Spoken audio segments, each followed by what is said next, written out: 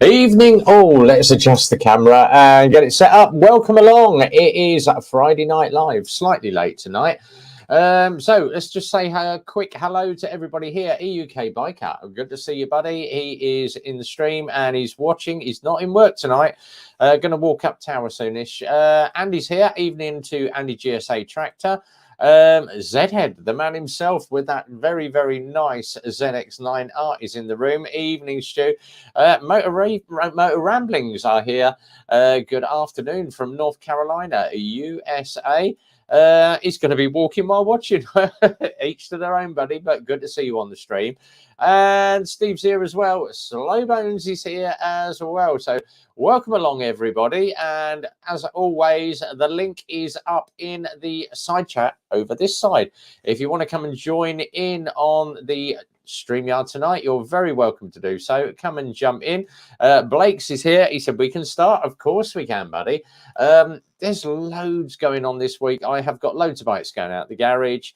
There's lots happening in the background with my compatriot or my brother in arms, which is Peaky. He is at a party at the moment. He's on his way back. He said as soon as he gets back, he is going to be jumping on the stream with me. So Peaky will be here. Gus is here. Evening, Gus. We are doing well, mate. Slightly late tonight. Obviously a very late night at the garage, and I'm growing, the beard's coming back again as well. So we decided to go for a little bit extra around the sides now. Am I getting rid of the beard? Someone said to me the other week, and I went, no. I'm getting used to this, the furry effect now. It's everybody's getting used to it, and I like it actually. So it's something slightly different. I will go probably clean shaven in a couple of months, but at the moment I'm enjoying this. Right, let's bring in this man over here who's got a bigger beard than I have. He is going to tell us all about this ZX9R. I've been watching TikTok. I've been reposting all the TikToks that Stu does of his ZX9. This bike, to say this guy is like me, he's a perfectionist at what he does. The slightest little chip and he'll have a fork leg off. No, I'm going to respray that, but I'm going to let this guy tell you all about it. So welcome on the stream, the man himself, Zhead Motor Vlogs, so you can catch him on YouTube. The man himself, Mr. Stu. How are you doing, buddy? Good to see you. I'm all right, buddy. How are you? Yes, very, very good. BMW Gus suits you. Keep it. Thank you. I dare you to go full-blown ZZ top. It's getting longer, but at my age, it doesn't grow very well. Stu's grows faster than mine. Yeah, it's getting there. Yeah, very, very Hells on wheels there. Hells on two wheels. Aye. How you been keeping anyway? Doing well, mate. Doing well. How's that ZX9R?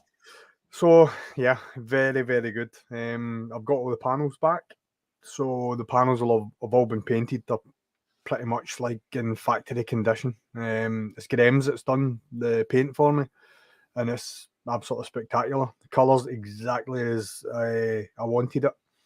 So excellent. Basically, what I'm doing just now is I'm putting all the ancillaries back onto the fairings, like the headlights and indicators and stuff like that. I'm still waiting on stainless steel bolts coming. I've got the subframe bolts on stainless steel. It's Pro Bolt I got them from. What else have I got? I've got the rear hanger bolts, stainless steel. So like everything that's tatty and a shambles is coming off, and it's all stainless that it's going to. So excellent. As I say, you're a perfectionist at what you do, but it's going to be a work of art when you finish, mate. It's going to be a work of art.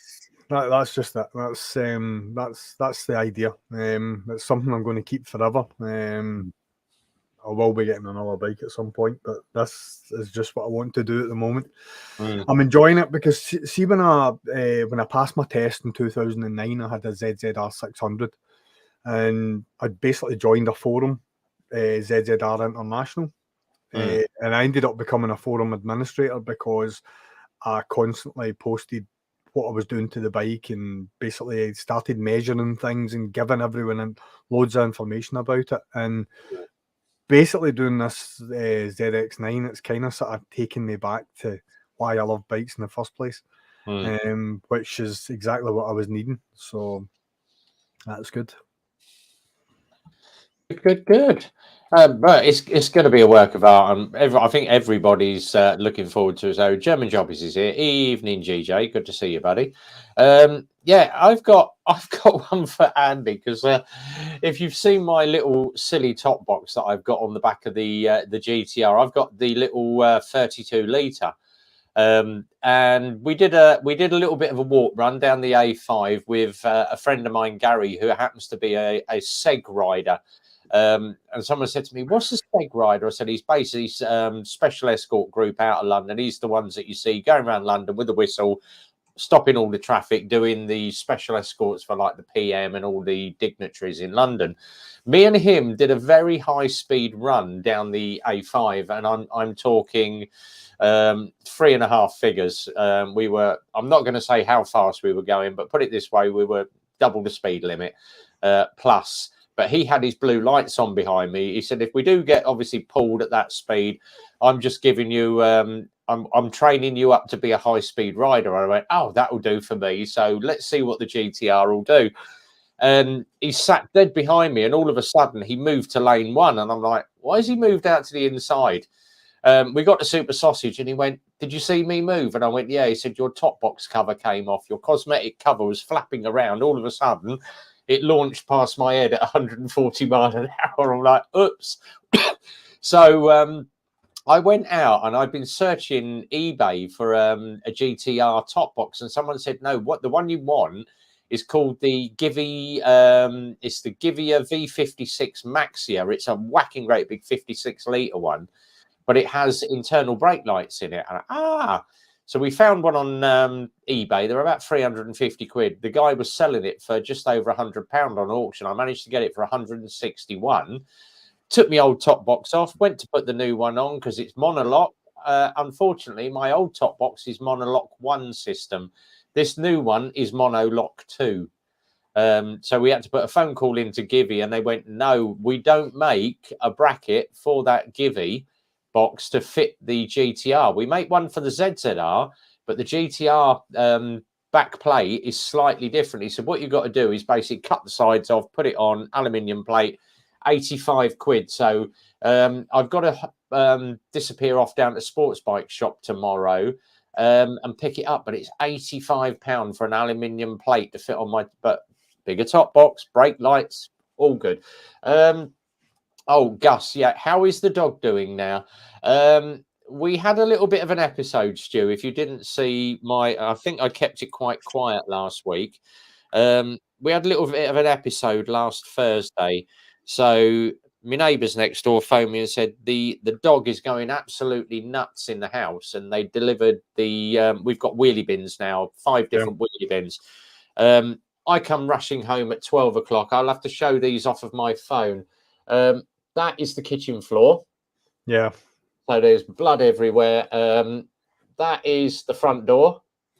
So you can imagine it looked like the Texas Chainsaw Massacre. Blood all down the hall, in the living room, all up the back door. And we spent ages, I think it was about 5.5 hours, vaxing the carpets. He was launching himself head first at the door and headbutting the door and cut his pads open. We took him down to the vets this Tuesday because obviously he's 13 and a bit now. So he's getting on. He's an old dog.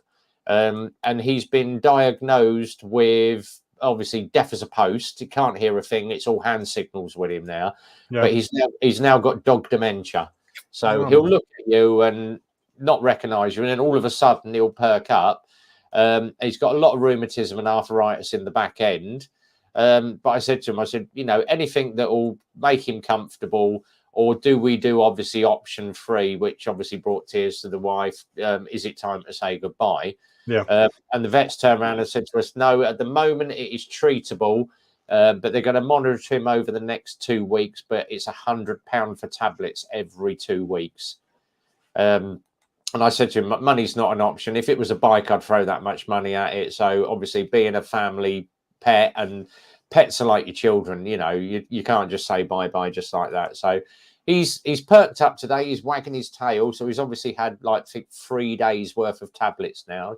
But thank you, Gus. Yeah, he's doing all right. But obviously over the next couple of weeks, we're going to decide what we're going to do. But if we can chuck money at it to solve the problem, but it's obviously his comfort and his quality of life. That's what you've got to decide at the end of the day. Are we keeping him just for the fact that we want to hang on to him a bit longer, or is it the quality of life that he deserves? So at the moment he's comfortable, but if it gets worse, then obviously we will have to cross that bridge. So I think the vets, they basically, they'll obviously they'll not make the decision for you, but I think they will give you the advice of maybe sort of a couple of medications that will give you that time to make that decision, because it's not an easy decision to make. Our family's had to do it with 2 dogs, and it's not an easy decision to make. You feel so guilty once the decision's been made, but as you have to weigh up quality of life as opposed to like hanging on to them just for the sake of hanging on. Yep. So I've said we'll do it for a couple of weeks. We'll monitor it, but if it does happen that week, then obviously there will be no Friday night live stream, because the pair of us are not going to be in frame of mind to do sort of stuff. We're going to be knocked out for a couple of days. But Boo Rider's here. Evening, Barry. Good to see you, mate. Andy's just said, spent 14k on my boy for his last 6 months of life. Love that dog. Exactly. Yeah. And it, you know, they're not just a pet. They're part of the family. And, you know, her parents have done it a couple of times now with dogs. And, but the thing is, obviously, you just keep cracking on. So, UK bite, German jobbies could be worse, could be down right walking past pubs with a bag full of beer ready to go up on the board. There was one that, obviously, the Motor Rev boys have put up that wild camping is now going to be allowed again. So, they're going to allow wild camping on Dartmoor, which is a good idea. Yeah. So, I've got a couple. I'm gonna put a couple of these up for you, Stu. Let me see if I can go. Let me go into present, because I find I tend to click onto MCN and just see what they're doing. But the thing is, let's have a quick look. Here we go. What are the best 1-2 vibes available right now? So they've got the Husqvarna Svartplan 125, a Purituono 125, Ninja 125, KTM Duke. That's always sold well. The KTM RC 125, yeah. GSX 125, MT, yeah, agree with that. YZFR, yeah. Kawasaki Z125, and the Super Socko TC Max. There is nothing in there that mentions the Lexmoto LXR. Yeah. And if you actually go on biggest registered bikes this year, the LXR was the biggest selling bike this year. Yeah, you've got to ask yourself who MCN's getting money from. Yeah. Can I just put a special mention out to the fact that Paul Bird from Paul Bird Motors passed away today?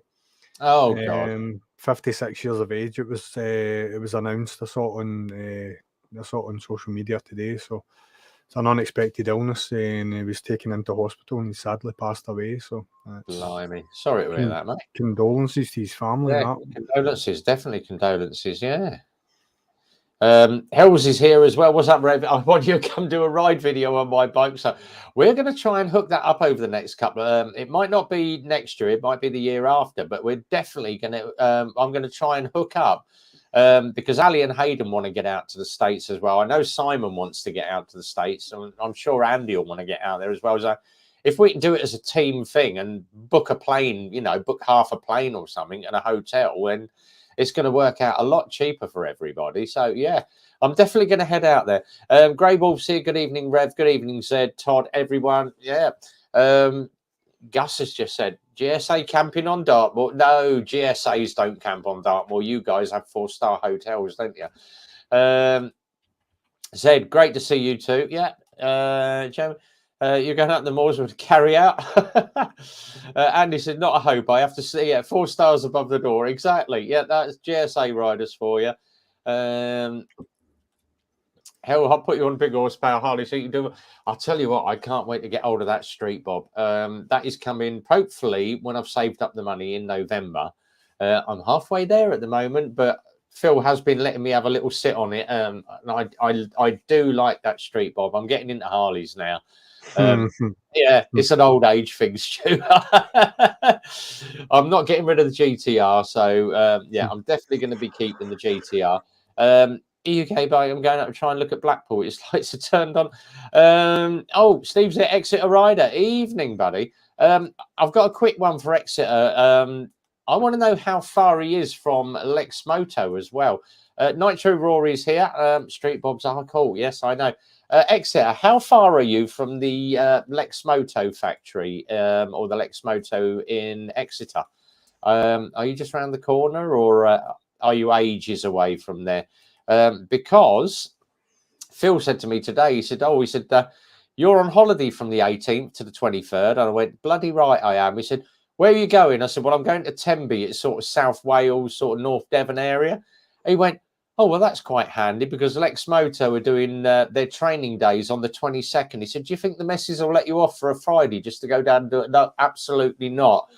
So I am going to be going down to the Lex Moto factory on the 29th of September to spend the day down with the boys that are learning to be a Lex Moto technician. Not that I know it. I'll probably show them all up. It was like, this is how you do it. This is how you do it, boys. But gets us a little bit of extra money. So, and I get a little bit of training on how to do proper diagnosis. And yeah, I know most of it anyway. Let me just have a quick read through. Grey Wolf, Jim Job is good. Thanks. Weather looking good for biking this weekend. Yeah, it's going to be absolutely sunny as hell next week. Now, final one that I've got. This is hilarious. This tickled me. I've sent this to Peaky. AB's here is in the room as well. Evening, AB. Good to see you, buddy. You'll find this quite funny, Stu, because you've done track rides as well. So let me just share this one up. Let me go into there and share up this. Right, there we go. Lincolnshire police tackle bikers travelling to Cadwell Park's BSB weekend with noisy exhaust. Lincolnshire police crack down on bikers using noisy exhaust heading to the August Bank Holiday Superbike races at Cadwell Park. And they've got to put an Acroprovic can up. It's a perfectly legal can. You know, Links police, you need to pull your finger out. Oh, 99 point. And they're using a decibel meter. Is it the end of the road for loud pipes with decibel meters? Absolutely not. All you need to do is relate to the MOT testing guide. So if it is an aftermarket exhaust and it's got a baffling, as long as it's got the E stamp, or it's got a BS logo on it. So it's there we are. This product is designed for use on closed courses. So basically track use only can. If that's got a track use can on it, you can't use it. As it says at the bottom, there is actually no maximum volume to which exhausts have to adhere. Instead, it's down to discretion of the tester.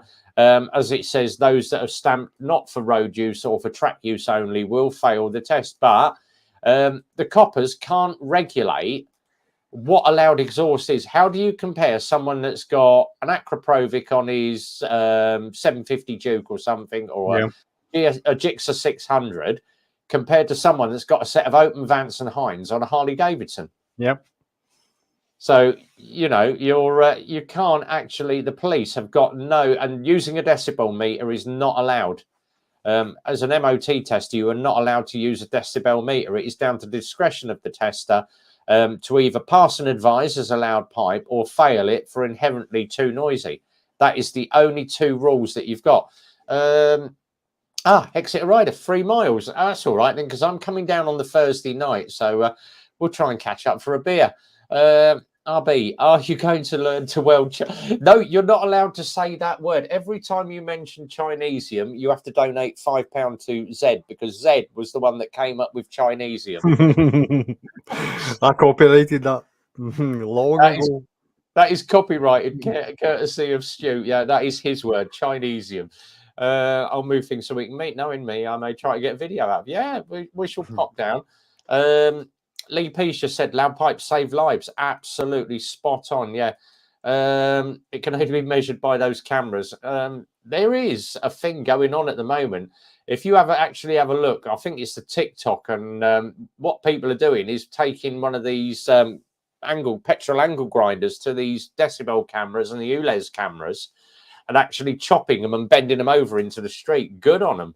And the more people that do that, the government are going to have to learn that you can't regulate what us bikers do. Said has an illegal decibel out his back. That has been known. Yeah. There we go. Surely all Harleys are more than 100 decibels. Yeah. It's because cop sees a Harley, assumes you're old and can't hear.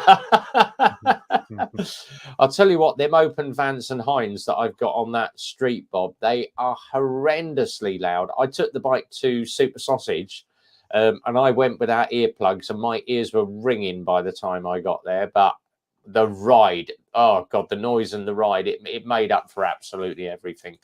The police seem to have a right down on motorcycles lately. Yes, they do.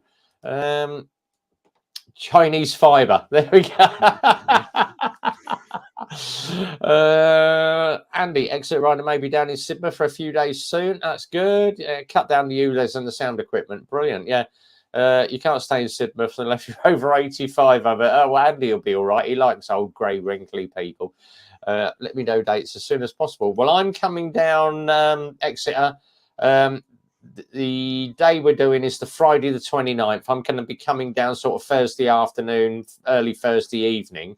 Whether I come down on the bike or shoot down in the car, I don't know yet. But I think I said to Phil, obviously, if I'm doing traffic and it's going to be major dual carriageways, I'm going to probably get there quicker on the GTR than I would be if I was sat in a car in a traffic jam. So I might just jump on the GTR, and it's about 3.5 hours down there. Loud pipes let all the sexy ladies know you're coming. It's like a war cry, hence why most meet at Sausage Fest. Elsa just said Vance and Hines are quiet compared to the exhaust rewrite. I know, I've seen some of the bikes out there. I'll fit right in if it's 85 plus weekend. Yeah, it'd be like a long grey snake for you, Andy. Take the bike. Yeah, definitely. I'm going to be taking the bike. I'll shoot down on the GTR now. I've got all my extra bits on it. I can pack all my stuff in my new top box then. As I say, if anybody wants to jump in on the StreamYard link, I'll put it up one more time. If anybody wants to come in, we're waiting for Peaky at the moment, so he's probably out of this party. He's probably pissed by now. Oh, I can't say the word pissed until I do this, can I? Over 18's disclaimer. It is after. Oh, it's not after 9 o'clock.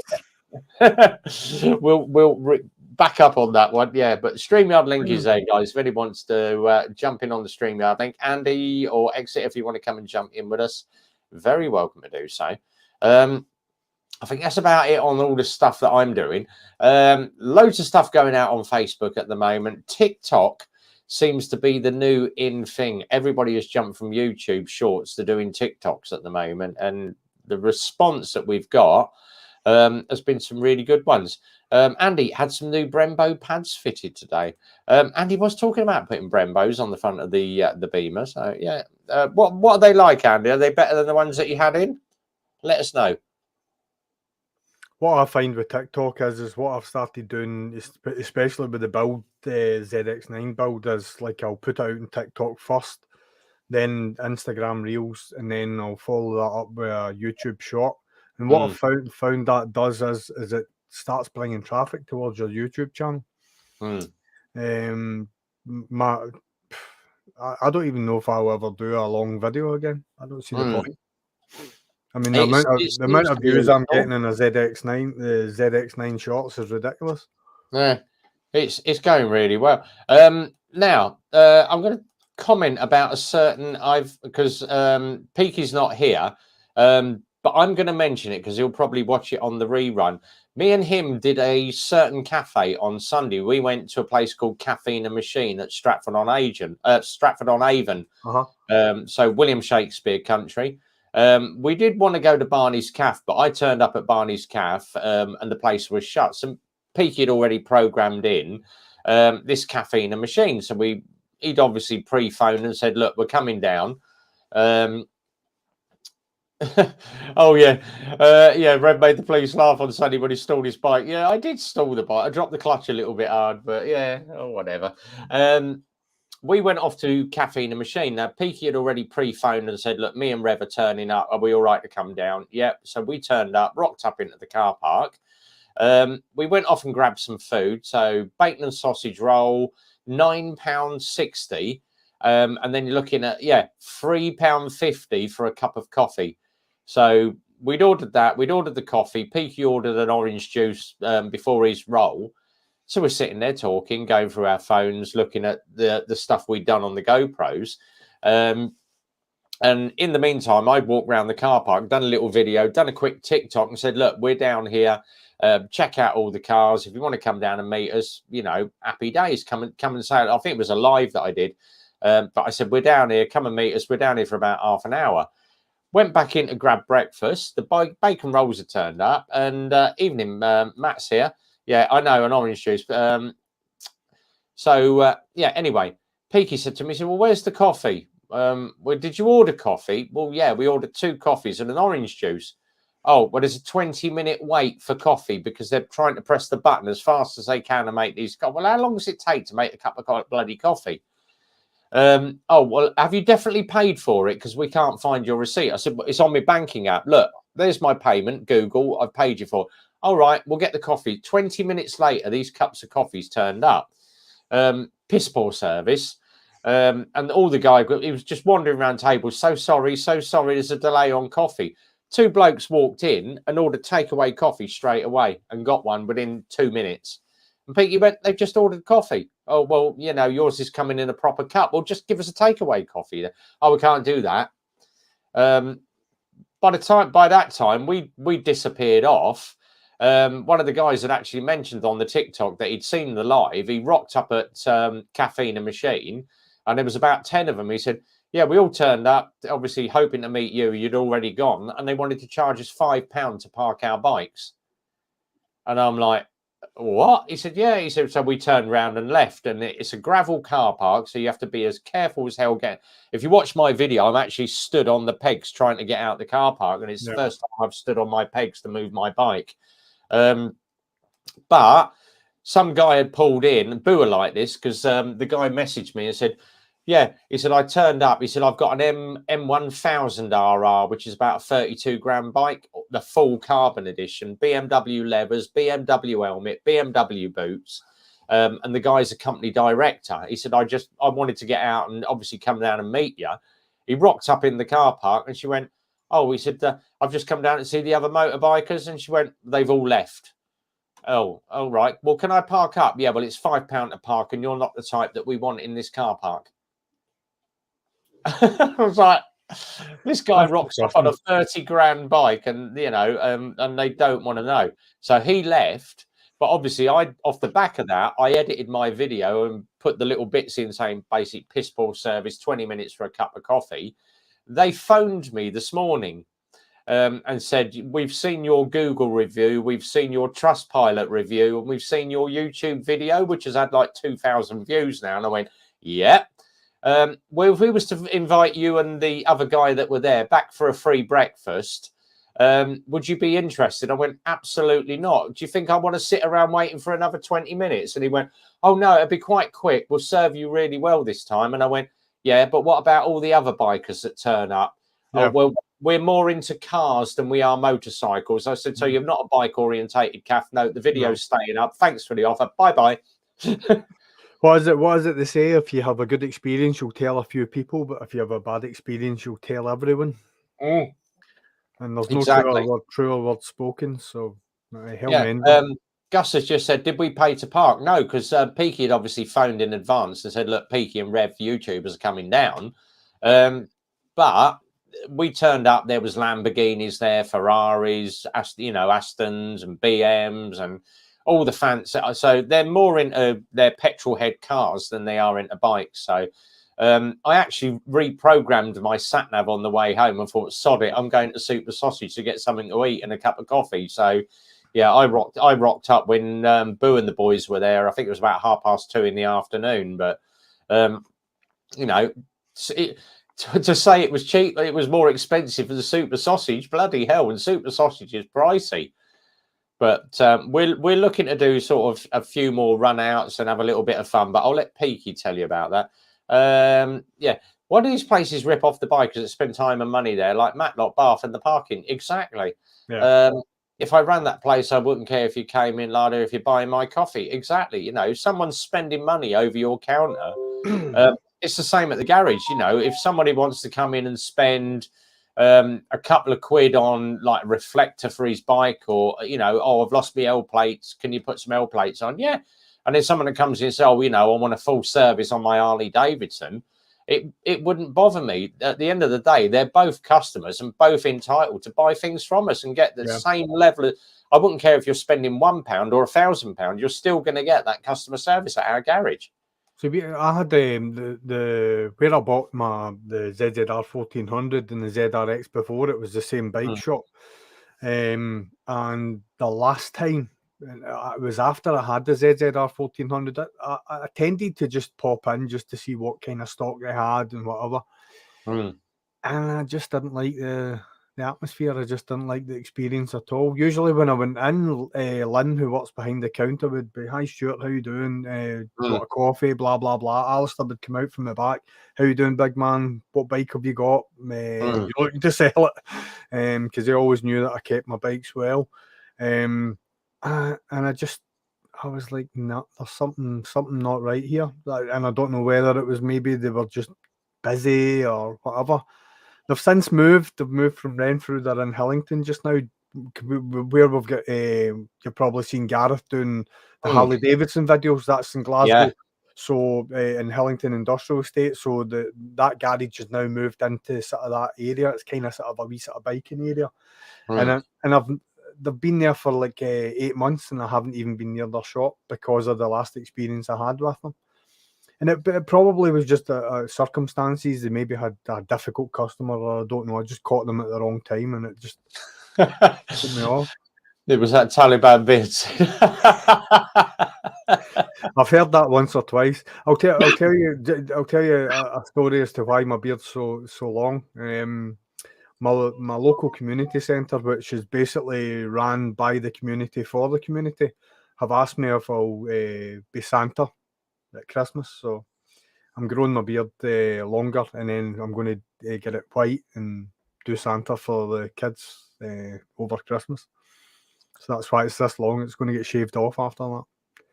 He's here, Mr. Andy. I only do 4-star hotels GSA tractor. Evening all. How's things, Paul? I will slum it in a 5-star from time to time.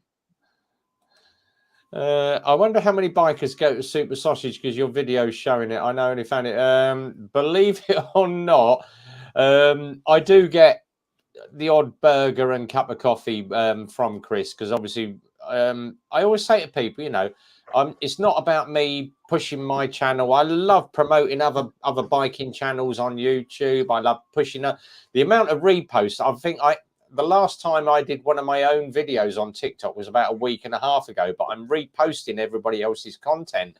That's just what I do, because I love promoting other channels and getting you guys up, you know, getting some attention for your channels. But obviously with the Super Sausage, and off the back of that, Chris said to me, he said, bloody hell, he said, the amount of people that come in and go, oh, I've seen the video on YouTube. He said, if you go on YouTube and just put Super Sausage Cafe, he said there's about 30 of your bloody videos. Rev goes to Super Sausage. Rev goes to but it's good fun, you know. It's good to be out there promoting. Hence why we're going to be doing a lot of other bike cafes now. So we've done HCAF. We're going to probably if Andy's going down HCAF this weekend, we'll probably do it. I'm going to Sunday, and then I'm going on to Henley on Thames. That'd be a nice ride. Back up through the Chiltern Hills and then back. I'll be up for that. What do you think about the Yamaha XSR 125? They're a good little bike. Yeah, Yamahas are good. EUK, keep thinking I should go to Super Sausage one day. Just do you know what? Missenden Fly has only been there twice, and he got every time he goes there. There's a lot of. I think people are asking for coffee because they keep doing the Nescafe advert for me. If he goes to the Super Sausage every week, he won't be able to afford to buy a new bike every other month, would he? No, exactly. But the one time that he did go, he got spotted, and his attitude was, "Do you mind? I'm trying to eat my breakfast." And it's like, you don't do that. No, I'm eating. Stay the fuck away from me. Or you could be like Peaky, when he's sitting there right on the edge of the table, and there's a queue down the middle of the room, and he's like, "Do you want to move your ass, mate? Because you've got your ass right in my breakfast."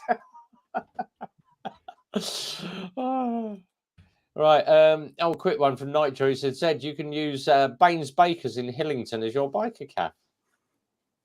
There we go. There's loads of bike at Cav. There's new bike. Put the MT at lower. Yeah. Good bike. RB, do you get gold coins for a bike? I'll tell you what, Matt. I've been following your stuff that you've got. Yeah.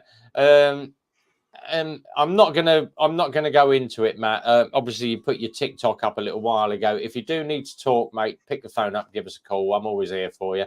Oh, Stu's taking a picture of the live stream tonight. There we go. A little bit of advertising going on there. Andy, you could have done your hair, mate. No, I saw it. Okay, shower done then. Do we take gold? I'll take anything for a bike, mate. Yeah, if I don't care if it's pound notes, gold coins, bank transfer. If you want to buy, we had Paul's Motors said evening. Paul's long time no see. I haven't seen Paul for absolutely ages. We had the FJR sitting on the yard for absolutely ages. And this guy's literally phoned up out of the blue. He said, "Is the FJR ready to go?" And I went, "Absolutely." And he went, he said, "Any chance I could come up Saturday, do a bank transfer and just ride off on the thing?" And I went, "You show me the money, you can take it away." So I've been cleaning the bloody thing all day. It is that FJR absolutely spotless, ready to go. And we've also got a... what we need to do now is ring RB during the week, tell him we want... everyone pick a different bike. Yeah. Say we'll pick up tomorrow to collect it, and he'll have to clean all the bikes so they're all spotless, but then no one turn up. That's all right, as long as you paid your 10% deposit. SXs and end of the month. We finally got the shipment, so the SXs are coming in end of the month. They're only a month late. Is Phil still going to honour the discount? Oh yes, I've still got been waiting. Yeah, I've already got your invoice all pre-done for you, Andy. So yeah, you do get the bike show discount. So we'll do that for you. Exit has just said, Rory, you should jump again on the live. Yeah. Now, if you don't know, Nitro Rory, Rory only does like the 50cc's, occasional 125, but he's a two-stroke freak. If you go and look at some of Nitro Rory's stuff, there's some really good stuff in there, and there's nothing he don't know about a two-stroker, I'll tell you. If messing around with reed valves and carburetors and bigger jets, he is the man to talk about. German job is Andy's on the fighting juice again. He's on the Talisker. I am unfortunately on the good old Merlot, and I've got me stainless steel glass, so I'm sick to death of breaking glasses as well. Nice beard, Stu. There we go. Thanks, Paul. Rev, did you get that picture? I've got it on my WhatsApp. Let me just go because I've got WhatsApp on my computer. Oh, all right. I shall save that when I go off to the toilet. you can show everyone if you want. No, I'm gonna make them wait, mate. I'm gonna make them wait. But it's all right. That is bloody gorgeous. Yeah, I tell you what, looking at that is almost as good as looking at, for some people, Pamela Anderson topless when she was about 20. Yeah, that's that is very, very nice. Andy, I've just sent it to you, Paul. You'll see it in a wee second. Nitro's up at 380 subs, and he hasn't made a video in months. Bloody hell. Let me just... it's going to be a load of music because I've left me bloody YouTube volume on. Bear with me. There we go. Silence that. That's better. Right, let's bring up Rory's channel. Nitro. That's nice, isn't it? Yeah, they've nailed that colour. That's really nice. Yeah. All right, there we go. Nitro Rory. There we go. Let's what set that off, then? A nice Andy GSA sticker in the middle of that screen. Quick one from Gus. He said, "How long did the beard take to get that long, Zed?" I shaved this morning. I do ride out. That's all the worry, mate. That's all the worry of turning 50. Did you have you actually read your birthday present? That's what I want to know. You have. My missus is going to be, I really want to know what they are. It's brilliant. There's wee puzzles and everything in it. It's brilliant. Well, I sent your badge off 2 days ago, so you should get it by this weekend or by Tuesday or next week. So, yeah, there's some bits and pieces in there for you as well. I thought I've got to do you something. I was like, it was me and Andy. We were walking round the oh god, what was it? The Barrel Biker Show. Yeah, that was it. And he said, these patches are like, I'm like, I've got to get that one. I'm Scottish. I'm like, yeah, real bikers nod to each other. So I've got that for the a couple of the American guys. But there was some really funny ones, but I thought you can't have those on your jacket because they're so offensive. That's more the reason to put them on. Yeah, exactly. There we go. I've got some good ones on her, good patches on her. I think if you want to ride so close, if you want to ride my arse that close, you better buy me a drink first. Yeah, that was it. Yeah, that was one of the tame ones. I'm in a wish list. Nitro. I've been demotivated to make anything. Just working asleep. I know. Just sub to Rory. There we go. I did put Rory's channel up. It's at the top. So there we go. On the side chat, youtube.com at Nitro Rory. Go and give him a follow. Let's see if we can get him up to 400 by the end of the day. Yes, grind, but don't blame you. Nice feeling, don't you? Just pick it up when you're ready. As I say, if you do get bored with YouTube, walk away from it. Come back to it. It's pointless just pushing out content for content's sake. The only reason I bash all my content out all the time is because we sell bikes and we promise all customers a ride test of their bike. You just get me a coffee next time I'm down, or come say hi. We'll catch up eventually. I will catch up with most of these guys here. Paul's matters how I wear helmet, jacket, gloves, boots, a mesh jacket for a warm day and another for cool weather. Exactly, yeah. A lot of people, I tend to ride in textiles, but obviously I turned up on the Harley at Super Sausage, and someone said to me, he said, you can't wear textiles on a bloody Harley. You've got to have levers. And I'm like, I know. So I've got myself a little Harley waistcoat now. I've got myself a little suede Harley waistcoat. So yeah, that will go with the leather jacket and the leather pants. And then the handle, I've got to have the old, what do they call it? Handlebar moustache or whatever, or the old YMCA moustache. It should be easier to pick up than the GTR anyway. Yeah, that's it. But the thing about it is when you own a Harley, you've got to start drinking the Blue Oyster bar. That's what I'm saying, yeah. Must have breakdown cover, that's a must. Yeah, but you get a free massage when you sat at the traffic lights because it's like earplugs. You must have earplugs. Yeah. Oh, and because I think was it you, Andy, that said to me, "You're right. How would you write what? I couldn't hear a bloody thing for about half an hour, and I had to ride home like that." And for fitted earplugs at the bike show, me and Michelle had like proactive earplugs, all molded to our ears. They've all come through. I think we only ever use them when we sit on a motorway for a long distance. German Jobbies, Bud Light Z. Yeah. Let me just message Peaky, find out where the hell he is. I'm not sure this Rev and Peaky bike show's working, mate, with just Rev.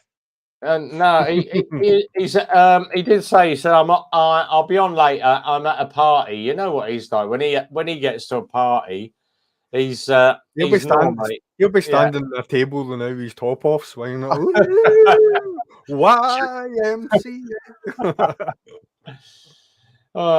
He's probably had about 5 or there we are. Nitro's just said it. It's a Peaky will be lying in the gutter pissed.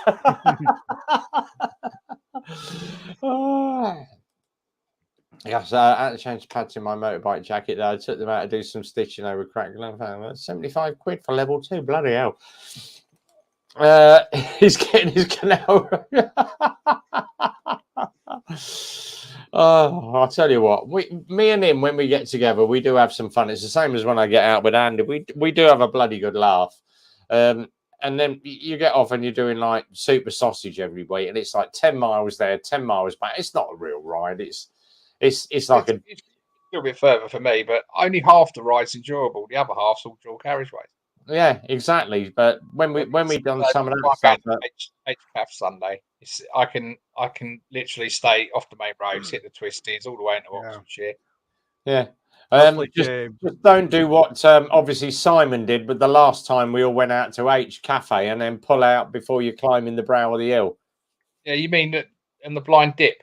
Yes, that was a very good bit of riding. It was like, oh shit, brake, pull back in. There was no good bit in it. It was sheer luck. Another second more, that'd have been scary. I bet he had brown pants when he got off the bike. Definitely, yeah. It's like a Largs Cafe that we all go to. You've probably seen it in all our vlogs, and it's not that far away from my house, but the road going to it's quite technical. And if you take it at a reasonable speed, it's an enjoyable run in. The only problem is it needs to be probably about 3 hours longer. Just the same roads. See if it was just like the same road laid one on top of the other, and for 3 hours worth of riding, it'd be a great way to get to a cafe. It's brilliant. I've got the same sort of road that runs from RB, and now it runs from Hemel out towards where Darren is, and then out towards Leighton Buzzard. And that's a nice road. You can really get some good get up and go on. Apart from the stupid little bridge where people don't give way. Yeah, well, there is that. But when you actually follow a car doing the speed limit on that road, you realise, fuck, how fast am I actually doing it? And then you're hitting something that bends at 3 figures, and you're thinking, nah, this is madness. When I first met Mark down at Ayrshire Vlogster, when I first met him down at the large car park, and it wasn't long after he got back into biking, and he was talking about I need to sort of learn corner speed and so on and so forth. And I said to him, see the back road going back towards my house, Mark? I said, you can leave Largs and you can go over the back road, and there's a roundabout. You can go round the roundabout and go back down it. I said, what I suggest you do is you spend a day. I said, and then what you do is if you're going one way, remember the speeds that you're entering the corners at. And if you feel as if it was, you could have went a wee bit more, just go a wee bit more, brake a wee bit later. Do you know what I mean? Build yourself up, do it over the day, and see after that. And he'll still mention it to this day. He's like, what a bit of valuable advice. And it's like, it's amazing when you find a bit of road that, I mean, obviously, weather conditions change, traffic changes. So I do appreciate that every time you approach it, you should still approach it with caution. That's a given. This time of year, I noticed it going out along the road, like the Leighton Buzzard Road that runs across here through to Leighton. It's, you'll get on it, and then all of a sudden, that the tractors have been up it. Yeah, you can see the tracks, and then you come off because there's about probably 10 farms en route. Yeah. And you just don't know what's around the corner. You've only got to hit some mud on one of them bends. Well, if you've got the bike 40-degree lean angle in that mud, you're off. Aye, I've had a situation on a bike, and I'll not say what bike, but I've had a situation on a bike where a farmer had come out of one field with a silage tap still open and went into another field, and I came round a bend, and that's what I get met with, cow shit on the road. Oh, jeez. Just as I was needing to tip left into another corner, which I never made, but that's what it is. But it's this time of year, it's the end of the year and at the beginning of the year that you, like where I stay, because it's a lot of rural roads around where I stay. So it's a farming thing. If they're not... the fields, they've been cut, so they've just started ploughing. There's been a lot of wet weather around, so that they're picking up mud, and they're just dragging it for hundreds of yards of road. Right. Yeah, it's horrendous. Time of year on the roads. And it's always the good roads as well. It's always the good roads. You only get them for a small window of time where they're perfect. The rest of the time, you just know it's horrible. Potholes or mud, what are worse? They're both as bad as each other, actually. It's a sad moment. Finish this bottle of Alaska. I need to go. Good to see Rhythmic has obviously got his panels back on the bike. Andy, have you ever heard of an infinity jar? No, what's that? An infinity jar is see the last part of any bottle of whiskey. You pour it into an infinity jar. Okay, and you mix them up. You blend them. Yep. and the infinity jar will taste different every time you have a half out of it, obviously because of the blends that you put in it. Yeah. So if you feel it's getting too peaty, you put Islay malt in it and Speyside malt and just clean it out a wee bit. It's something that I've thought of myself. I've got another full bottle of this up the bar. I just can't be asked 100 feet to go and get it and unlock the bar. That's bad, isn't it? But I have got another selection up here. I just don't know what I fancy. I've got what is it? I've got Talisker, Bowmore, something else now that I got for my birthday, which I don't know what I've got. I won't be having tonight, but Glenlivet, I'll tell you what, I'm gonna have a drop of that, I think.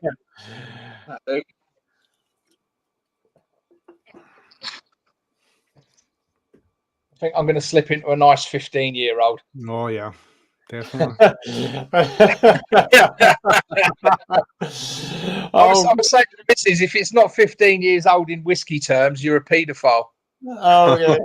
Anything less than 15. What was it someone sent me earlier? Oh, well, that was it. He said, what's the difference between what's the difference between a certain if you know what I mean, and a greyhound? And it says the greyhound waits for the hares to come out the box first. German jobbies. I have actually got Highland Park Tribal up there, and Zed introduced me to Highland Park 12-year-old, which I have got another bottle on order, to be fair. It's nice, isn't it? the Highland Park is very, very similar to this Talaska. Yeah. I think the Talaska's just got it. It's just a little bit smoother. Mm-hmm. So I tend to head toward, but I have got Highland Park Tribal up there, which is quite nice. Yeah. I like drinking them. I just don't like having to pay to replace them. No, that's the issue. I don't think there's a bottle up there that's under 40 quid, and yeah, it gets expensive. Cheers, Zed. No bother. I always send him a picture when I'm in the supermarket. What's this one like? I don't want to be spending this money if it's shit. I'll wait for a thumbs up. I'll save my money and spend my bit. I'll buy the cheap Lidl's wine at £6 a bottle. Well, you're saving up for a Harley. What do you expect? Exactly. You should try and get a ZX9 back on the road. I'll tell you what. I could tell you right now. Jesus Christ, man! I had to sell one of the kids to Madonna. Jesus H. Christ, Jesus. Is there any bits you're missing for it? For the Z9? What's that, mate? Is there any bits you're missing, or have you got them all? No, I'm waiting on one set of bolts, one set of 4 bolts. I'm waiting on a gasket for underneath the fuel tank for my float, for my fuel gauge. What else am I waiting on? My oil just come in. My oil's just over there, my oil and filter, because I need to change out the clutch cover because there was a lug broken on it. And the expansion bottle for the radiator actually bolts onto the outside of the clutch cover. And whoever's had it before, because it's steel into aluminium, they've over tightened it and it's just burst the aluminium. And then they had put liquid metal on it. I'm just not going to keep that on a bike. So I just bought a second-hand clutch cover and oil and filter. So everything's starting this week. By the end of the beginning of next week, I should have absolutely everything I need to get the bike running and on the road. So I've been talking to just asked there, Stu. So how have you found it getting parts? Is it all OEM? Breakers wise, that's where I've been getting the majority of the parts. So yeah, that's where I've been getting most of the parts for the ZX9. But like the likes of fork stanchions, I ended up getting a full set of forks from Latvia. That's so it's getting harder and harder. What I've actually decided to start doing is even though I don't need parts, if I see them coming up, I'm just buying them anyway, because you never know. because there's two brackets they actually mount. It's the lower mounting brackets for the radiator, and if you're unfortunate enough to drop the bike in any way, if the radiator moves, these things are that thin that they just crumple, and you can't get them for love nor money. So I actually found the lower engine cradle, which is basically that bolts onto the top end of the frame and at the lower end at your foot pegs, which supports the front end of the engine. Someone was selling one of those cradles for 19 quid with those two brackets still attached to it, and the brackets alone are getting sold for 40 quid for the pair. So I bought the cradle with the brackets on it. So just for the brackets, the cradle sit there until I need it. GJ just said he had a C1 and an FP2 ZX9R. What a motor, that growl. Yeah, it's the B4 I've got, which is the 1997. It's the last of the Big Bang ZX9s. And it's had some sort of mad jetting done on it because it spits flames. It's crazy. Oh, excellent. Quick one, Stu. Obviously, we tend to sort of obviously follow a lot of bikers. Had a couple of bits from Mark, but obviously, obviously Graham Agus Whisperer. What's Lockwood up to, and what's Mark Escher Vlogster up to at the moment? I've been speaking to Lockwood. Yeah, they're not. He's a NC500, isn't he? Yeah, just a NC500. Lake Districts. It's in the Lake District next weekend. I've been chatting because I was going to ask you, Zed, is he going to be ready for his next year's trip to Skye? Because we're actually going on that one. We're going to do the weekend with them and then spend the rest of the week on Skye. Right. So that's where we're going in June. Oh, my bike will be ready in the next 3 weeks. Cool. Yep. So yeah. Road trip. 100%, mate. 100%.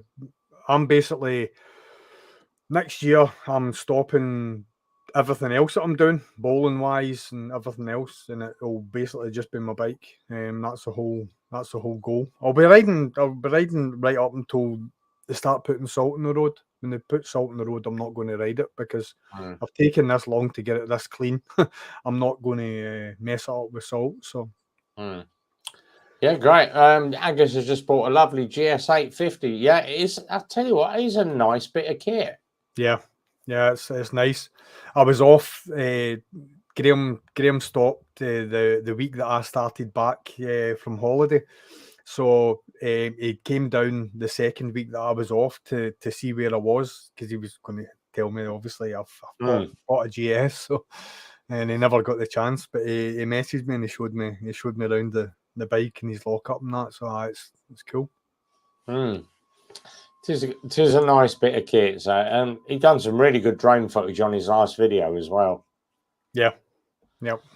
We're going to the end of summer Harley party tomorrow, and we went last year, and I tried to fly the drone, but it's actually covered by Elstree Aerodrome. Oh yeah. I've just filed a flight plan for permission with Elstree Aerodrome to have the airspace for an hour tomorrow afternoon, so I'm waiting to hear back from them. Yeah. Have you retaken your license again? I didn't realise it came up every year, Andy. Okay, your license is every 5 years. Your flyer ID is every year. You just have to renew it. Pay your subscription. It's 10 quid. Oh, I see. Yeah, because I had an email yesterday. You need to obviously log back in and update your drone records, and I'm like, really? Your flyer ID is 10. I think it's about £10.60p this year. 10.60. Yeah.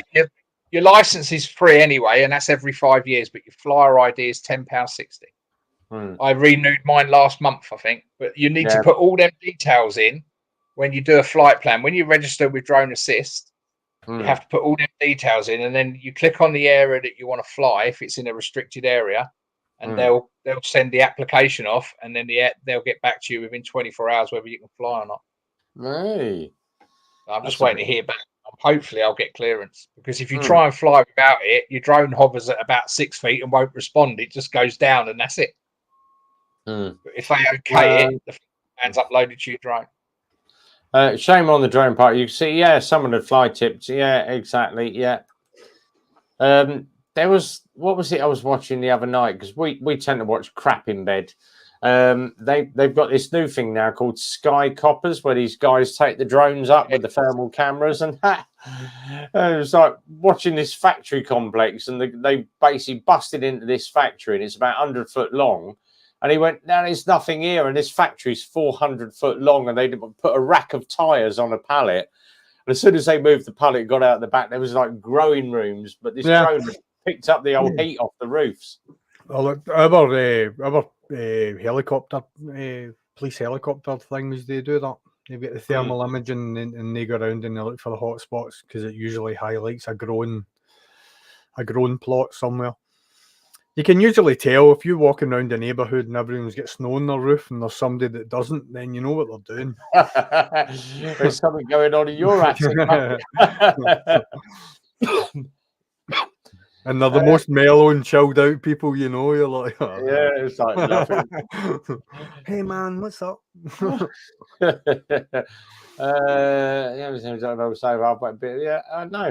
there's loads of fly tipping going on at the moment. It's the council that's causing it. There's like we actually have to pay £40 a year to actually have our garden cuttings and whatever taken away now. So they're basically trying to charge everyone for basically it's biodegradable materials. It's not even as if it's like plastics and cans and stuff like that. I could understand it if it was, because that's possibly harder to get rid of than bloody grass cuttings. But they're charging us for grass cuttings. That's mad, isn't it? So we've got our local council down here. If you want to, say for instance, you've got an old cooker or an old fridge you want to take, and it fits in the back of your car, you have to book an appointment at the tip, and then they will offload it at the other end. But once you've offloaded anything metal, they put it in a bin and it goes off to the scrapyard and they get money for it. But it's mad. See you later, MT. Look after yourself, Matt. As I say, Matt, you know, watch the last one. If you need me, you need to talk, mate. Basically, give me a shout. I'm always about, mate. 40 quid for garden waste, yeah. Yeah, we got a new last week, and we just put our old cooker out the front. I messaged some fella on Facebook, and he brought his van round and collected it as scrap. I've got a pikey that picks up all my work there. Same here. So have we. Yeah, we get. They're removal specialists. You can't call them that. No. We've got. Take what you like is. I'll tell you what. There's. We've got a little old Polish homeless guy that lives in basically the local. Fenny Station, Andy. So basically, he dosses down in Fenny Station with his sleeping bag and everything. But he's got a Tesco's trolley. He's got the big family-sized trolley. He's got all these bits underneath it. But he's always going up and down our street. He does it about 3 times a day with this trolley. And he pops in. Have you got any scrap metals? Oh, no, sorry, we've got our own scrap it. But you see him, and his trolley is loaded with scrap metal. And people go, "Oh, stinky bloke." And I went, actually, he's a very clever guy. Why? Yeah. Because he's collecting the scrap. He's getting rid of everything that people don't want. He's taking it down the scrapyard. He's getting his money for it, and he's keeping himself fed and watered. We've got a company where I work. We've got a couple of sort of wee small industrial units, and there was like one of the industrial units lay empty for long enough, and during COVID, this guy took this industrial unit on, and I got speaking to him, and what he does, see when people throw out like a Hoover or a washing machine or whatever, he chaps a door and says, "Can I cut the cable off that?" And they're like, by all means. And what he's got the machine that actually runs the cable through, and it strips the copper out. Oh yeah. So he's getting the pure electrical copper. He's making a fortune. All he's doing is having the brass neck to chap a door and say, could I please get that cable off? It's surplus to requirements anyway. And he's at a stage now where he's taking on washing machines and he's stripping them down, and he's got different tote bins for all the different types of material. It's basically upcycling or recycling. Yeah. He's getting the scrap weight for it. If you take like 10 washing machines and 4 cookers to a scrapyard, they're only going to weigh it in as mixed metal. You'll get the base minimum. You strip the copper out and send it in as clean copper, you'll get the copper price. Yep, definitely. And that's what he's doing. As I say, it's like a wee machine. It's like 2 rollers, and it's got serrations on it, and it basically strips a wire right out it. Years ago, the old Fabulous broke into the electric company down here and stole about 10 rolls of copper. Yeah, I've seen like in like the motorway cops and stuff like that. They stop it, and it's like the whole reels of copper, and it's got like British Rail across the spray painting. They've obviously just went up to a railway siding and just lifted it clean off. It's a wonder that they haven't figured out all these recharging units, because they've got heavy copper in the charging units. Them charging units are about 4 meters long. Just go down and you won't put your finger in there, mate. It's going to kill you. No. How many kilowatts of power is going through there? Peaky is in the shower at the moment. That's nice. Sure, your neighbour don't want some pictures. It's a golden shower. I'll tell him to send some to the next door neighbour. Copper wire was invented when 2 Scotsmen found a penny in the street. Good story, that. Right, I'm going to grab a quick cigarette for a minute, guys. Stu. Yes. You can have the show for 5 minutes, mate. Oh my God, that's just where it goes tits up. Tell them about the ZX9. Don't get me banned though, whatever you do. No, I wouldn't do that. I wouldn't do that. You know me. Nah, it's coming along nicely. I'm at the clean stage now, so it's got as dirty as it's ever going to get.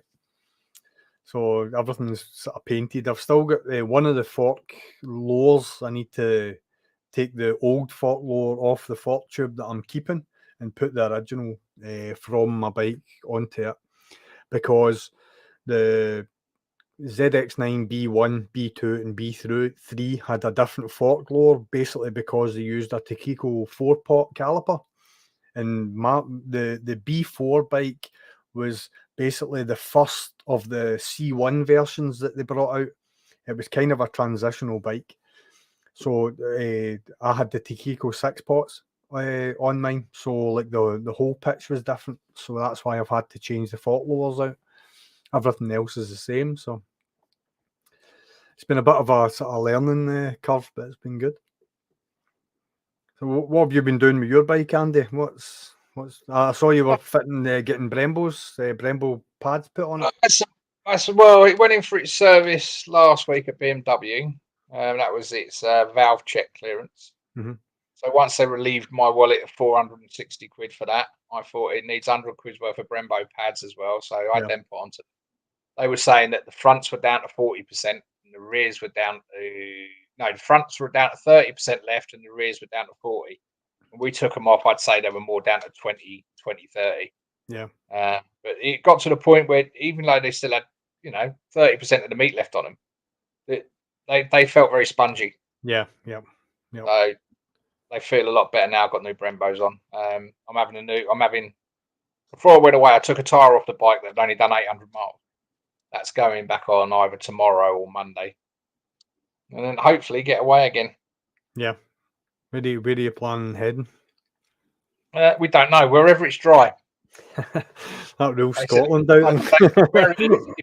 That's where I'm heading. If we can't find anywhere dry, I think I'm going to get in the car and go and spend a long weekend in Bruges. Yeah. So yeah, that's what we're going to do. Sounds good.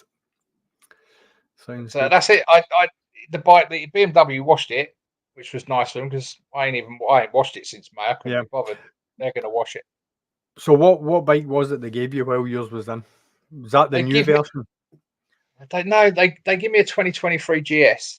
Right. And you wouldn't think there's much difference between the GS and the GSA other than the tank size and stuff. But Jesus, there is a difference. The front foot brake is different, so the seating position is different. Right. The legs are more hunched up. But I found it a harder ride, but that could a lot have been down to tires. On mine, when I put it in road, and it irons out all the bumps. On the GS, when I put it into road, it was still quite bumpy. Yeah, but I would not, if I'd have rode the GS, not the GSA, I wouldn't have bought one. Didn't enjoy it. But I think that was could have been down to it had a low seat. It had different tyres. But does that have the telly lever front suspension as well, or is that the same bike? It's exactly the same. Exactly the same. It's obviously one's the GS, one's the GSA. Yeah. My GSA it's got different suspension. I've got more suspension travel. I think that the bike's set up better with the GSA, but it's just my opinion. I personally wouldn't buy a GS after riding. That's an amazing statement for the fact of how much you love the GSA that you wouldn't. I wouldn't buy a GS. I was so uncomfortable on it. You would think they wouldn't be far departed from each other. You would. That's what shocked me more than anything else. I think the tyres were a big factor. It had Bridgestones on it, and they were quite hard. Right. Okay. It had a low seat, which made the seating feel a lot firmer than it should have done, and of course, then that puts a different bend in your knee. Yeah. It made it feel like it was lower. So that a few different things. Perhaps if it had a similar setup to mine, and don't forget, I've got risers on mine, so I've got 30 mil up, 25 mil back. Again, you're in a different position. Yeah. Even when I took the missus back over to pick my bike up, I threw her on the back of the GS. We'd done 45, 50 miles to go and pick my bike up. Yeah. And even she said this is way more uncomfortable on the back than yours. Yeah, I saw a comment, and I was like, I just didn't think. I was shocked. I was shocked. I didn't think there'd be that much difference, but there was. I was really, really shocked.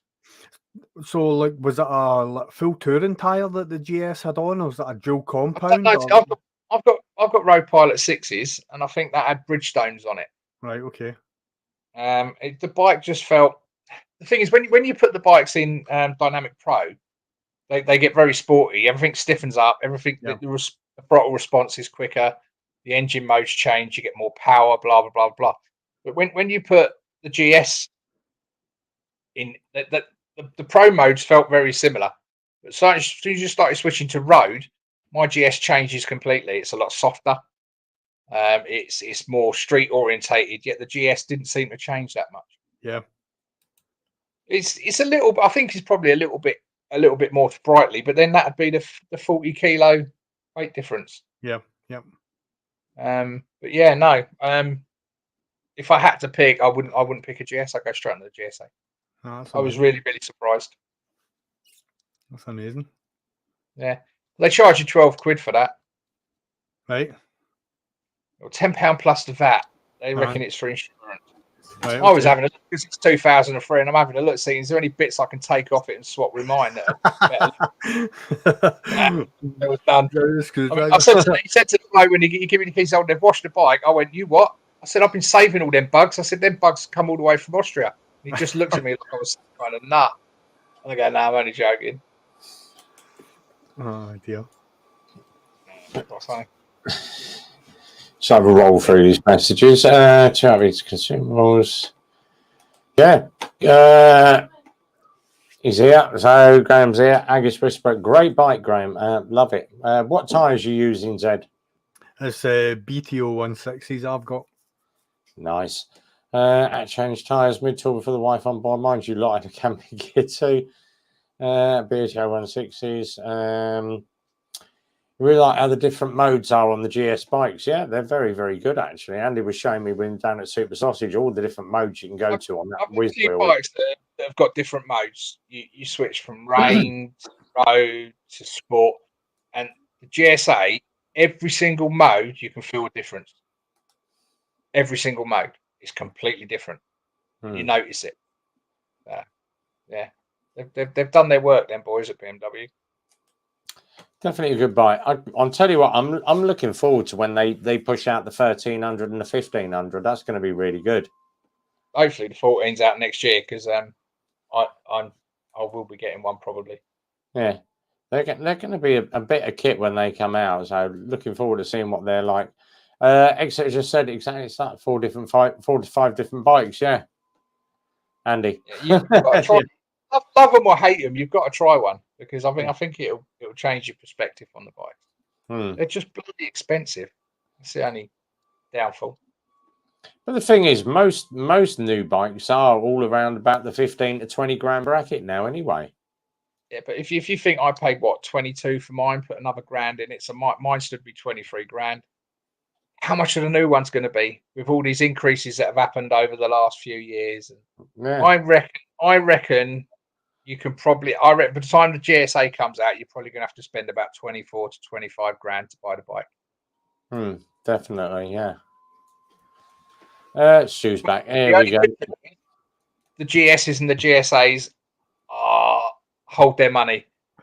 Out of all the bikes on that are for sale, the GSs will hold. I've seen 12, 13-year-old GSs sell for seven grand. They hold their money like no one's business. So that's the only good thing. Yeah. What's it? Gus has just said, yeah, Honda Goldwing money. Yeah. What's the Honda Goldwing? That's nearly 30 grand now, isn't it? 28, 30 grand. No, they ain't far off around about the 30 grand mark on the Goldwings at the moment. But then would you want to ride a Honda compared to a BMW? I looked at the Goldwing as maybe a second bike just for touring. But then when you read it, you know, they're limited to 113 mile an hour. That's all they'll do.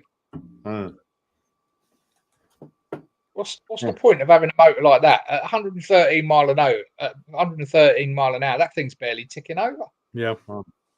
Yeah, Goldwing money. Ask TMF. Yeah, exactly. Yeah, there's going to be one Muppet. 32 grand. Yeah. Nope. That's not money I'd spend. Yeah. No, not on a especially when I could get a decent H2 for 10 grand. I know what I'd choose. Yeah, exactly. Yeah. Right, just a couple of quick ones that are up. So things to obviously follow for the weekend. Square Slice Moto have just put up their Riding with Pack Talks for the first time. Go check them out. Rhythmic's been out on a Gixxer 1000F, so he's borrowed that from Hayden. He's done a little bit of a ride on that and a little bit of review on that. That video is completely different to what he told me when I spoke to him at Darren's. Yeah. I think he's been quite hot. Carts Wheels has done how to change your brake pads on your Africa Twin. Something different, I suppose. German Jobbies. Take your bike in for a service and you've got a tank ring and you've got a keyless ride on a BMW. For fuck's sake, take an Allen key with you. When you put a tank bag ring on the BMW, you have to remove the front two screws. There's four screws you take out, and two of them are the front two. Now, the front two are the emergency screws that you can take out so you can lift the fuel tank if you ever have a problem. Well, if they're done up too tight, you can't lift a fuel tank. So when I left BMW, I went to fill up with fuel, and I couldn't because I couldn't open the fuel tank because the mechanic had done it up too tight. I had to get home. You only have to literally just pinch them slightly, otherwise you can't open the bloody fuel cap. Oh, Jesus. I had to readjust that when I got in, which I got back just on fumes, but I got back to undo it. Most annoying. You think BMW would know that, or at least check it after they took it off, but he didn't. Yeah. Exactly. Right, let's just have a quick look on these. Motor Red Boys have just put another video out as well. That's quite interesting. Yeah. Oh, and Andy's done his bell end of the week video as well. 60 mile an hour that road he pulled out on me. Like I see it happening, so I brake quite early, but 60 mile an hour that road. He didn't even look. Mad. Absolutely mad. Don't face it. Hey, all of us. It's just that I run a camera all the time. That's the only difference. Let's have a quick look. Peaky, I think Peaky is still in the shower. He's taking a long time with the soap. If he's that long in the shower, mate, he's not just showering. You could be doing a backsack and crack. So it'll be a happy ending. Yeah, happy ending. Yeah, R6 Monkeys here as well. Evening, buddy. Good to see you on the street. We're doing very well tonight. We got 15 on at the moment. So let's have a look. R6 looks like he's posing for a Visit Scotland advert. That's Scotland. That's great. Not seen the video yet. Spoiler alert, Andy. Yeah. Come visit Scotland. Come and get pissed up with Zed. He'll show you. He'll show you how to drink bloody whiskey or Buckfast. Yeah. Oh, Ray's Moto Life's in the background as well. Evening, Ray's. Bloody good channel. If you haven't seen Ray's Moto Life, he does a lot of live streams. Let me just put his channel up, actually. Let's give him a little bit of a mention. So one of the American channels, you've got to be on bloody early in the morning to jump on this stuff. I normally get up about 4 o'clock in the morning some days. And they're normally going. There's normally loads of guys chatting Harley stuff in there. So Ray's Motor Life, get on their channel, check it out. He's normally on over the weekend, but there's been some really good stuff on there recently. Let me just go into some of his videos a minute, because there was one a couple of weeks ago. Where are we?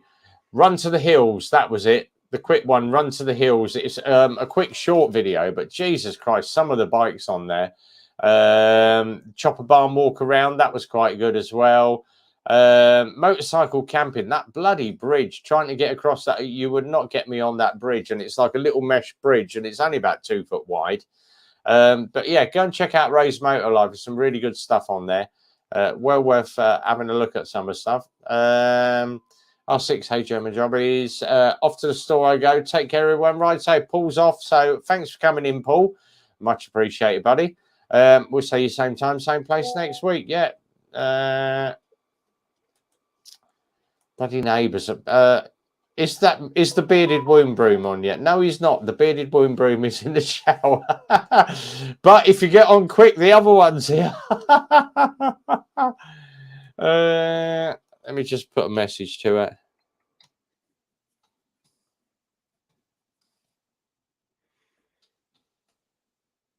Stu is on with his big beard. There we go. She is a lover of big beards at the moment. Hence why I'm trying. I'm getting there. But she does like a man with a beard. Yeah, there we go. So she'll probably be on. That's because we're dedicated. Thanks for trying to tell me for you too, and enjoy your motorcycle brands as well. You're welcome, Rays. I just love promoting other channels on there, but oh, I've got to do this one. Let me just bring up Exeter's one, because there's some really good. It popped up on my stream the other day, and I'm like, no, if Exeter's still on, I want to know when he's going to do a live and let us come on his live stream a little bit.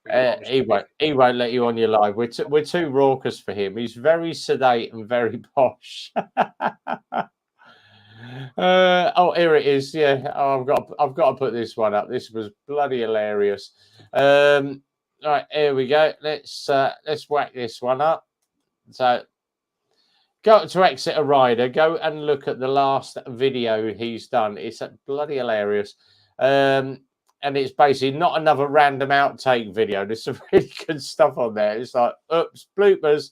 There's an excited horse blooper as well, cabbage or carrot blooper.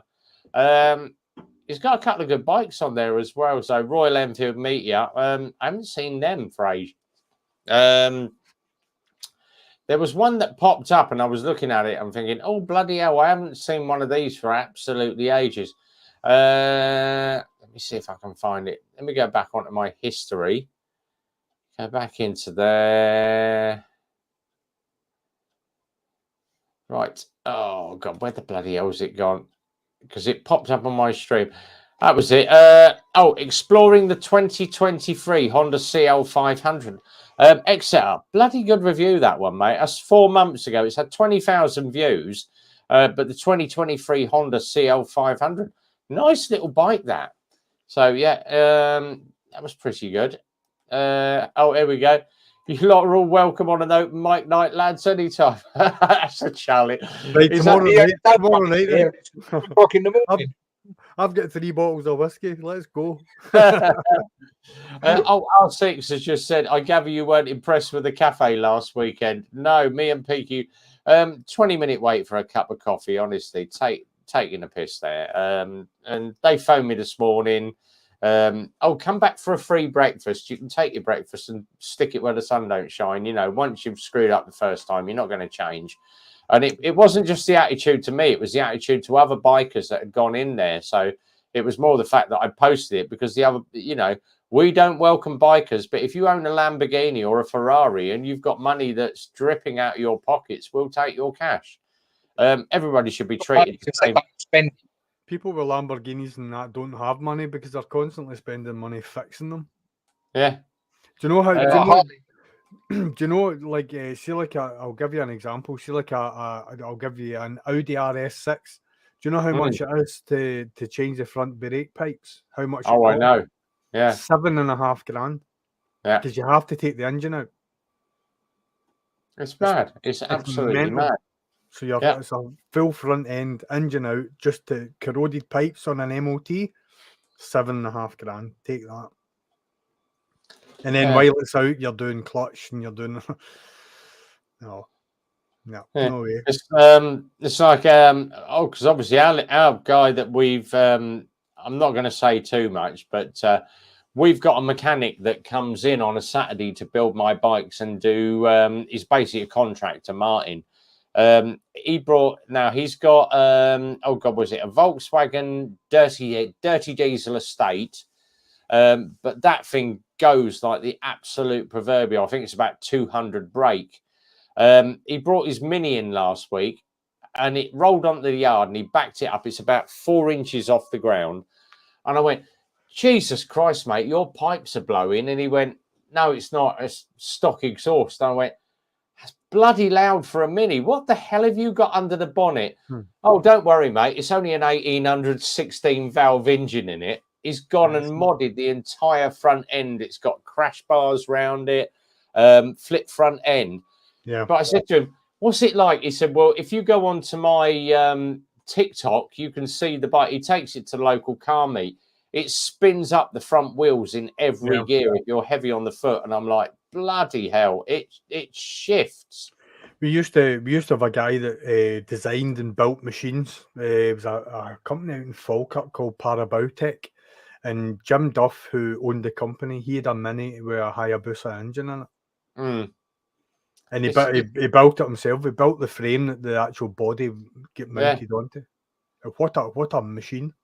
It's absolutely nuts. Let me just see if I can find Martin's TikTok, because he's only, I'd say he's only in his early 20s, but bloody hell can he whack an engine out.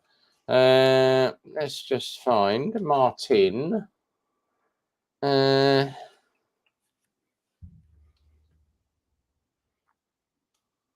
just find him.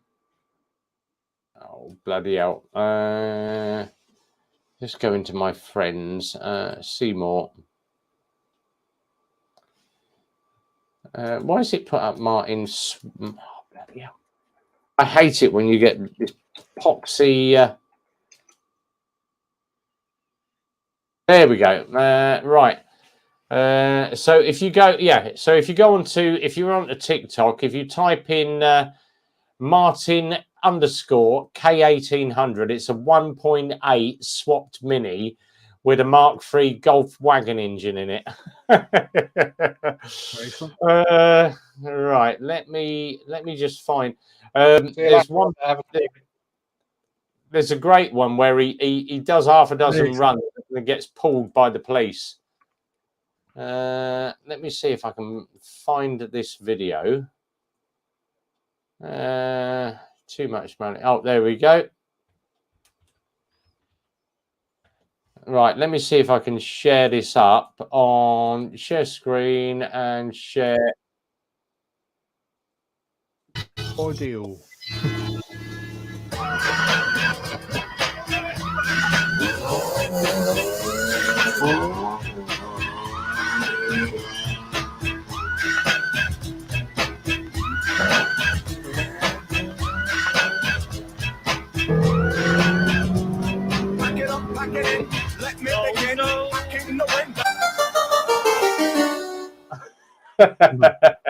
Yeah, game over on that one. Yeah, he got pulled by the police because they were like, "Your exhaust's a bit loud, mate." Yeah, but I should probably get pulled for the music on that because I've just used House of Pain on that. So. Right, let's just run through these. Got to shoot off. Thanks all you three for the live. Cheers to all in the side chat. Thanks, Exeter. Good to see you in, buddy. We'll catch up with you. I'll let you know when I'm coming down to R6 shocked today with the news of Paul Bird passing away. I know, yeah. Condolences to the family on that one. That was sad. Exit rider. Who is Paul? Do you want to fill him in, Stu? Let him know. Basically, it was owner of a racing team, probably one of the most successful racing teams in British Superbikes, to be quite honest. 56 years of age. Here we go. R6 just put it up. Yeah, 56. That's no age at all, really, is it? No, it's terrible. And to me, with the way the reports have went, it's been unexpected as well. Short illness, attended hospital and passed away. So it's never easy to hear that, especially when he's only 6 years older than bloody arm. Yeah, you've got another 6 years. Me and Andy are both bucketed. Listen. I would rather slide into my coffin and fire than drop into it in pristine condition. I'll tell you that. Exactly. Yeah. I would go the same way I come in, kicking and screaming. Yeah, it sounds good. Yeah. Was he Stuart's son, Jackie Stewart? I don't know. What was that? His German Jobby said, was it Stewart's son, Jackie Stewart's son? German Jobby says he's 55, but as he lives in Germany now, it's a slower pace of life, so he should live a lot longer anyway. Yeah, exactly. Yeah. Yeah, unfortunately, it creeps up on us all. So yeah, because our paint sprayer guy Tony, he actually went to school with me, and we've been chucking loads of stuff at Tony over the last couple of weeks. And he's not answered his phone for a couple of weeks, and Phil's obviously trying to get hold of him because we got loads of spray jobs that needed being done. To find out that he's had a stroke down one side of his face and down the side of his, but same age as me. And he's still in hospital 4 weeks later. So, yeah, get well soon, Tony. He is on the road to recovery, but it's a long slope. He's got to learn to walk again and use his hand again.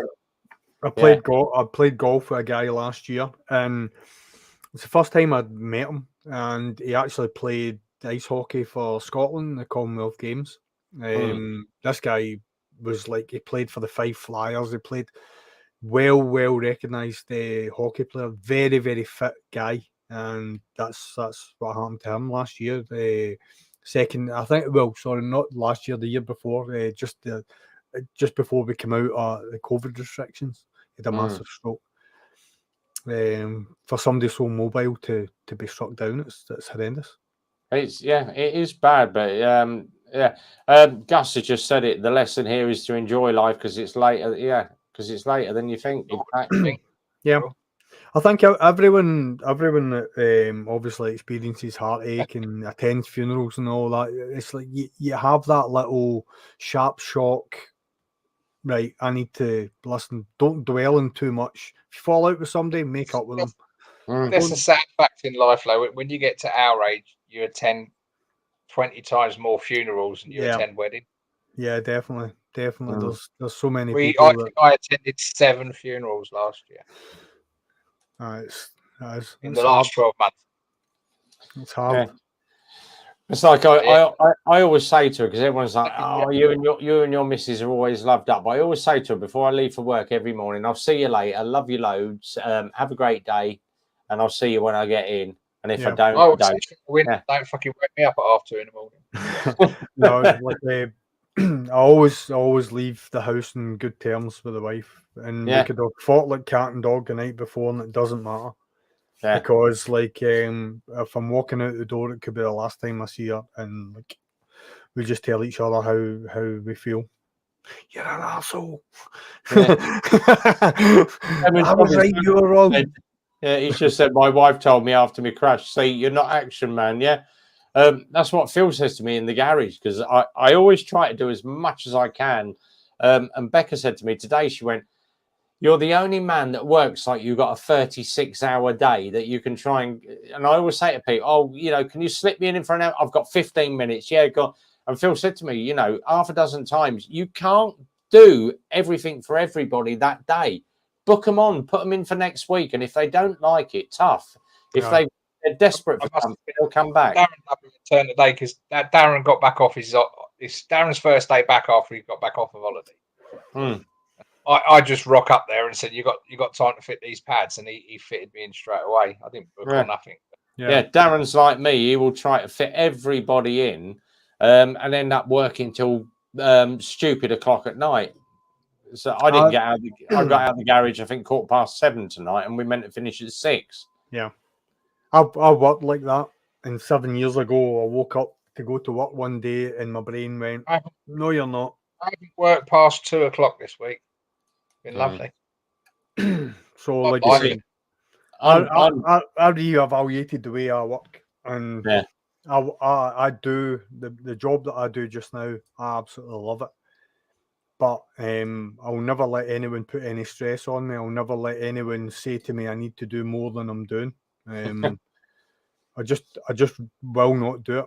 And it's not because I'm lazy. It's because as soon as somebody finds out that you're willing to do something, they'll put more and more and more and more on you until it becomes too much, because that's just human nature. That's what happens. So you have to sometimes say no. See, I'm back in at 5 a.m. in the morning, so I've got to be up at 4 to get back in the garage at 5 a.m. because we've got such a bloody long day tomorrow. And I've got 2 mechanics on, plus me and Phil.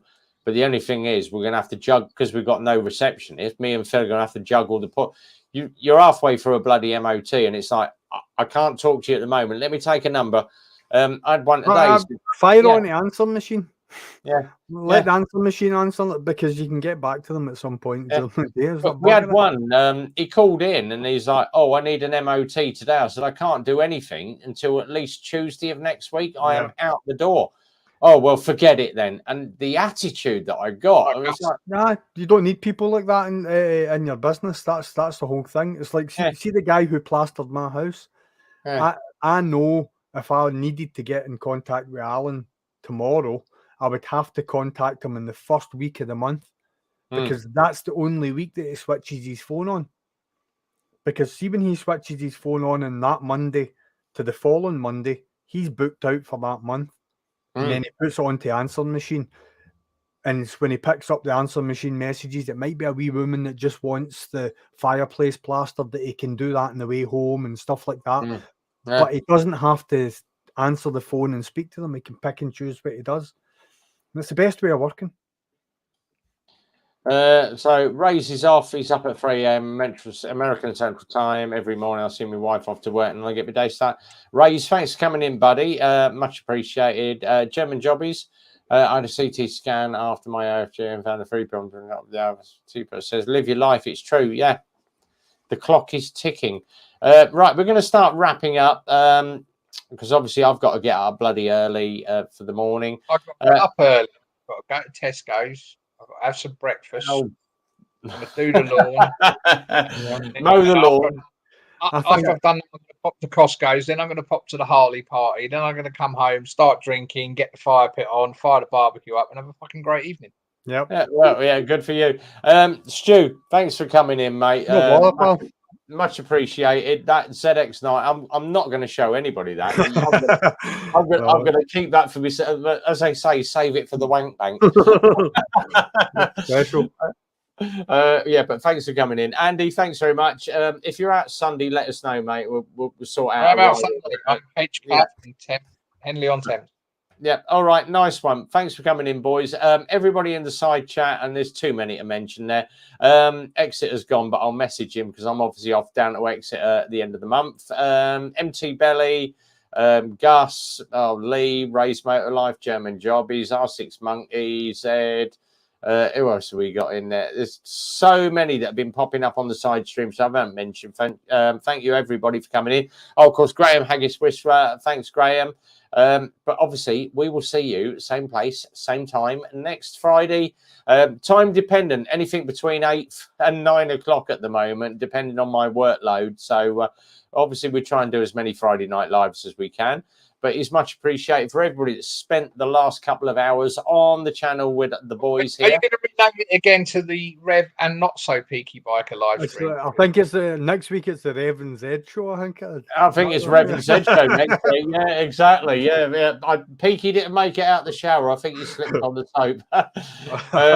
But keep an eye out, because me and Peaky have got, I'm not going to say what it is, but me and Peaky have got something that is brewing in the background that is going to bring a lot of views to channels, and obviously to other channels as well. So, but it's all about promoting other people. But thanks very much, guys. I'm signing out. As always, fans to me. Yeah.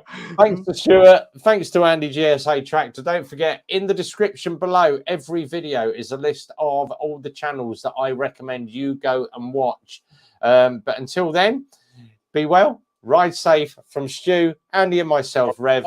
Be well, have a good time, and as always, it's a big goodbye from me. Take care. There you go.